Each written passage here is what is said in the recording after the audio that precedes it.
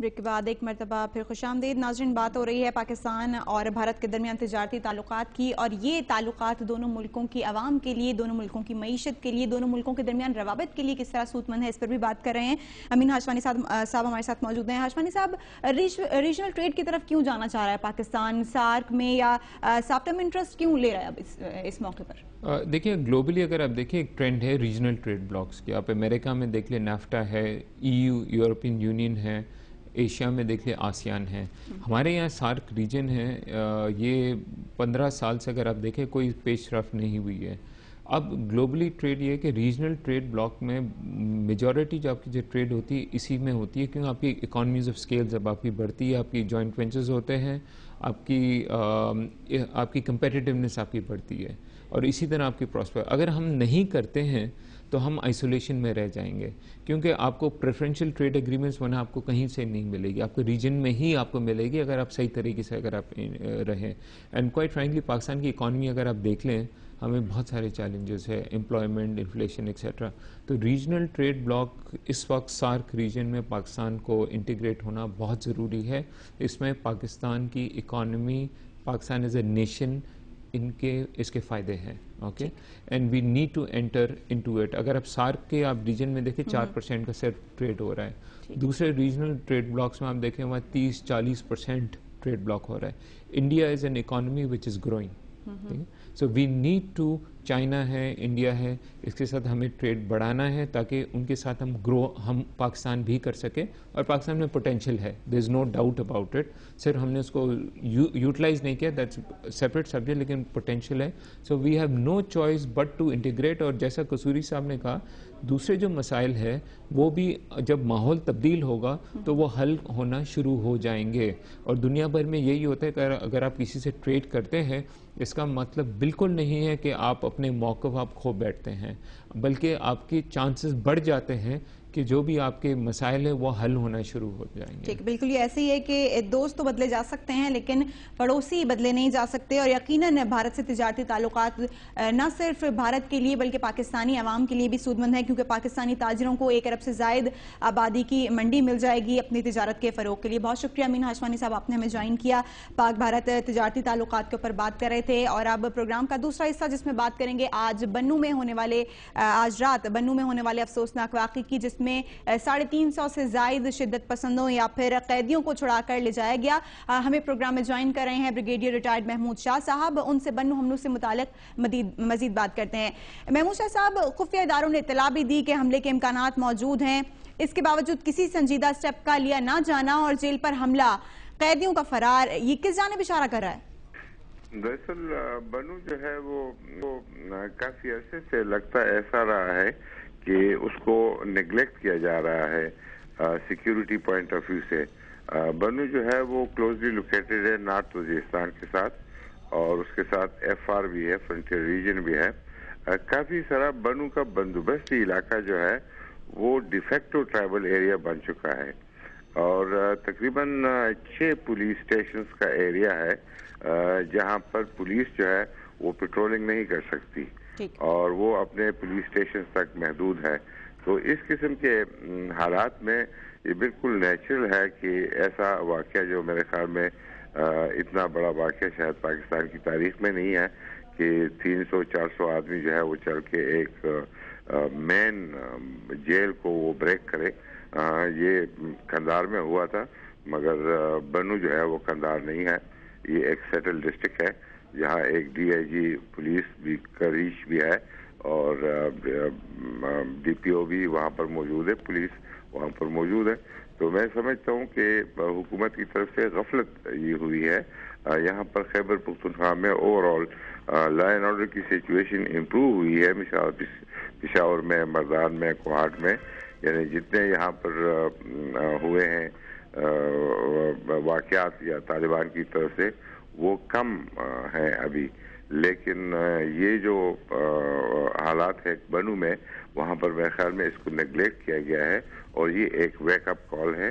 और ये थोड़े से छोटे से ऑपरेशंस बन्नू के चारों तरफ कर देने से वो भी फ्रंटियर कोर के लेवल के ऊपर या फ्रंटियर कांस्टेबलरी से और पुलिस को साथ मिलाकर करने से इसको साफ किया जा सकता है। महमूद शाह साहब, लेकिन दहशतगर्दी के खिलाफ जंग में अब तक की कामयाबियों पर बहुत बड़ा सवाल या निशान नहीं है ये कार्रवाई? जी बिल्कुल, बहुत बड़ा। जहाँ तक हम कहते हैं कि हमने इसके ऊपर काफी हद तक काबू पा लिया है, मेरे ख्याल में उस चीज को जुटलाता है। एंड इन ए सेंस ये है कि इससे जो हम थोड़ा बहुत शुमाली वजीरिस्तान में जो कार्रवाई है उसको डिले कर रहे थे कई वजूहात की वजह से, और उसमें मेन वजह यह है कि जो आर्मी है वो इस वक्त जो औरंगजेब और कुरम और साथ ही तिरा वैली में जो ऑपरेशन कर रही है, ये एक बड़ा ऑपरेशन है। इसको ज्यादा मीडिया में तो नहीं कवर किया जा रहा है, लेकिन हुकूमत का या सिक्योरिटी फोर्सेस का जो अटेंशन है वो इस ऑपरेशन पे है, और वो समझते हैं कि इसके बाद जो है वो शायद इस काबिल होंगे कि शुमाली वजीरिस्तान या शुमाली वजीरिस्तान के कुछ हिस्से में ऑपरेशन कर सके।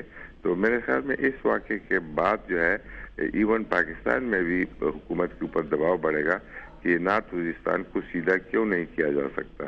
लेकिन महमूद शाह साहब, दहशतगर्दी के खिलाफ जंग लड़ता आ रहा है पाकिस्तान इतने अरसे से, और मुख्तलिफ ऑपरेशंस के बाद भी अब भी शिद्दत पसंद इतने ताकतवर हैं कि किसी भी महफूज इमारत में कैद साथियों को निहायत सुकून से चढ़ा कर ले गए। जी बिल्कुल, मैं समझता हूँ कि जो लोकल सिक्योरिटी एजेंसीज है ये उनकी फेलियर है। यानी बनू हमेशा उधर ही रहा है और नॉर्थ वजीरिस्तान भी, और उसके साथ चेक पोस्ट भी मौजूद है, और वहाँ से जो आना जाना होता है बाकायदा उसको देखा जाता है। और इतने बड़े काफिले को तालिबान का एक आदमी का जो है वो बीच में आ जाना कोई खारिज इम्कान नहीं है, लेकिन इतने बड़े वाक़या को जो है मेरे ख्याल में हमारे सिक्योरिटी फोर्सेस के मुंह के ऊपर एक तमाचा है, और ये मैं समझता हूँ कि इसको डेफिनेटली इसकी इंक्वायरी होनी चाहिए कि कैसे हुआ, और या बनू के हालात इतने बिगड़े हुए हैं तो क्यों नहीं जो है वो इसके बारे में सोचा जा रहा है। ओवर ए पीरियड टाइम हमने काफ़ी इलाकों को सिक्योर किया है। स्वात इतना बड़ा इलाका वहाँ से निकाल दिया है, इनको मामन से निकाल दिया, जो बाजावर से निकाल दिया। तो बड़ी बड़ी हमने जो इस वॉर ऑन टेरर है उसमें हमारे पॉजिटिव साइड पे बड़ी चीज़ें हैं, लेकिन यहाँ पर ये वाक़या हो जाता है, इतना बड़ा वाक़या। मेरे ख्याल में इससे हुकूमत की आंखें खुलनी होगी, और उनको पता होना चाहिए कि इस तरह के वाक़यात हम अफोर्ड नहीं कर सकते। ठीक, बेशक बहुत बड़ा वाकया है। ब्रिगेडियर साहब, 350 से ज्यादा कैदी फरार हो गए हैं। फरार होने वाले खतरनाक कैदी भी शामिल थे इनमें, और एक ही जेल में इतने सारे खतरनाक कैदियों की मौजूदगी कुछ समझ को लगती नहीं है। ये बात क्या कवायद इजाजत देते हैं इसकी? और अगर रखे भी गए थे इतने दहशतगर्द और खतरनाक मुजरिम जैसा कि शिद्दत पसंद थे, इनमें कमांडर्स थे, तो उनकी निगरानी और हिफाजत के लिए भी तो खुसूसी इंतजाम होने चाहिए थे। जी बिल्कुल, मैं समझता हूँ कि उस लिहाज से बनू का जेल जो है वो तकरीबन एक कमजोर सा जेल है। इसकी बजाय डीआई खान का जेल ज्यादा मजबूत है। हालांकि उसकी प्रॉक्सिमिटी साउथ वजीरिस्तान के साथ है और इलाका जो है वो इतना ज्यादा स्टेबलाइज नहीं है, लेकिन वो जेल जो है वो ज्यादा मजबूत है। और जैसे आपने देखा कि किसी ने कहा है कि जो परवेज मुशर्रफ के हमले में मुलविस आदमी या कोई और खतरनाक लोग, उनको कोई और क्यों नहीं रखा जा सकता था। हमारे इधर खैबर पख्तूनख्वा में हरीपुर में एक बहुत बड़ा जेल है और बिल्कुल सेफ है। पेशावर का जेल जो है सबसे बड़ा है। तो ये मैं समझता हूँ कि जो यूजुअल ब्यूरोक्रेटिक लीनियंसी है या लैक्सिटी है, ये इस तरफ जो है ख्याल होता है। और मेरे ख्याल में कि इसके ऊपर जो सूबाई हुकूमत है इसको ज़रूर गौर करना चाहिए और तमाम की इंक्वायरी करनी चाहिए कि क्यों इतने लोग वहाँ पर रखे गए जहाँ थोड़े से वो वल्नरेबल है। दी सेकेंड इज कि बनू किस तरह इतना वल्नरेबल हो गया है over a period of time. इससे पहले वाले चीफ मिनिस्टर जो है वो बनू के रहने वाले हैं और वो बनू आते जाते थे और तमाम अफसर वहाँ पर हम भी जाते रहते थे। तो बनू वजीरिस्तान के होते हुए भी कोई इतना अनसेफ और नहीं था जितना इस इंसिडेंट से नजर आता है। तो मेरे ख्याल में इंक्वायरी जो रियल सेंस में वो नहीं जो सिर्फ कागज भरने जाते हैं, लेकिन इनको कुछ करना होगा। ٹھیک ہے، آپ نے خود بھی کہا کہ بنو ایک حساس علاقہ ہے اور وہاں کی جیل بھی کچھ اتنی مضبوط نہیں ہے کہ وہاں پر ایسے خطرناک قیدیوں کو یا خطرناک مجرموں کو رکھا جا سکے. تو جیسا کہ ہم نے یہ دیکھا کہ جو حملہ کیا گیا گزشتہ رات، اس میں خودکار ہتھیار استعمال کیے گئے، راکٹ لانچر استعمال کیے گئے، دستی بم استعمال کیے گئے. اس کے باوجود حکومت کو کے علم میں نہیں تھا کیا یہ حساس علاقہ ہے اور یہ جیل بھی اتنی مضبوط نہیں ہے کہ وہاں پر اتنے خطرناک مجرموں کو رکھا گیا ہے؟ اور پہلے سے جبکہ علم بھی تھا اور سیکیورٹی اداروں نے اس کے اوپر متنبہ بھی کیا تھا حکومت کو. جی بالکل، میں سمجھتا ہوں کہ سب سے پہلے تو یہ ہے کہ ایک اس طرح کے ایریا میں اتنے سارے لوگوں کا آنا اتنے خطرناک ہتھیار کے ساتھ وہ کیسے ممکن ہوا. یعنی جو میں نے آپ کو پہلے جیسے عرض کی کہ چاروں طرف ایسے سیکیورٹی چیک پوسٹ ہیں کہ جہاں سے قبائلی علاقے سے موومنٹ جو ہے وہ ریگولیٹ ہوتی ہے، اور بنو میں اچھے خاصے لوگ رہتے ہیں اور وہ ٹارگٹ بن سکتے ہیں اگر اس طرح کا کھلا ہم چھوڑ دیں. تو اس طرح کا تو ہے نہیں، لیکن یہ ہے کہ میرے خیال میں جیسے انیشلی بھی میں نے کہا کہ اس طریقے سے کچھ عرصے سے ایسے فیل ہو رہا تھا کہ جیسے ہنگو کے سیکیورٹی کو جو ہے وہ نگلیکٹ کیا جا رہا ہے اور دوسرے جگہوں کے اوپر یہ سیکیورٹی مضبوط ہو رہی ہے اور مضبوط ہو گئی ہے. کافی خیبر پختونخوا میں ہم فیل کر رہے ہیں سیکور، جیسے پشاور ہو گیا یا کہیں ہم خود یہاں بیٹھے ہوئے.